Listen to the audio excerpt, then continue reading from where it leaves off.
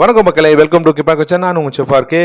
அன்னைக்கு ஒரு நாள் என் ஆஃபீஸில் சொல்லி எங்கள் வீட்டிலேருந்து எங்கள் மனைவி எனக்கு கால் பண்ணாங்க. எங்கள் சித்தப்பா கட்டப்பா ஆந்திராவிலேருந்து அவங்க ஃபேமிலியோடு வந்திருக்காருங்க. சரி, ஓகே, அதுக்கு என்ன இல்லைங்க, அவங்களுக்கு வந்து ஆந்திரா கோங்குரா சிக்கன்னா ரொம்ப பிடிக்குமாங்க. அது எப்படி செய்யணும்னு சொல்லிட்டு கொஞ்சம் சொல்லுங்க அப்படின்னாங்க. ஓகே ஓகே அப்படி சொல்லிட்டு நானும் அது ரொம்ப ஈஸியான ரெசிபி, நான் சொல்றது அப்படியே செய்யணும்னு சொல்லிட்டு ஒரு பேனில் பிடிச்சிக்கிற பச்சை மிளகா கொஞ்சம் தண்ணி சேர்த்து நல்லா கொஞ்சம் வேக விட்டுக்க. இப்போ நீ சுத்தமாக கழுவி வச்சுக்கிற அந்த சிக்கனை வந்து ஒரு கடாயில் வச்சு அதில் கூட பார்த்தீங்கன்னா உப்பு, மஞ்சத்தூள், தனி மிளகாத்தூள், மல்லித்தூள், சீரகத்தூள், கரம் மசாலா, இஞ்சி பூண்டு விழுது, நறுக்கின வெங்காயம், பச்சை மிளகா, தக்காளி சேர்த்து கூடவே புதினா, கொத்தமல்லி, கருவேப்பிலை சேர்த்து நல்லா கையால் வந்து இப்போ பசிட்டு விட்டுக்க.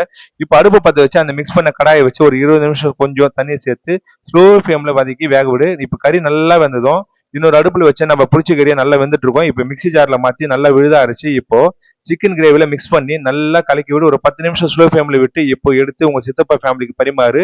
உன்னை எப்படி பாராட்டுறாங்க பாரு. ஓகே, பாய். அவ்வளவுதாங்க இந்த ரெசிபி. ரொம்ப ஈஸியான ரெசிபி. இது ஒரு முறை செஞ்சு பாருங்க, சூப்பரா இருக்கும். இது போல சூப்பரான ரெசிபி பார்க்க நம்மளோட சேனலை சப்ஸ்கிரைப் பண்ணுங்க. இந்த வீடியோ பிடிச்சிருந்தா லைக் பண்ணுங்க. இந்த வீடியோ 4 பேர் ஷேர் பண்ணுங்கப்பா.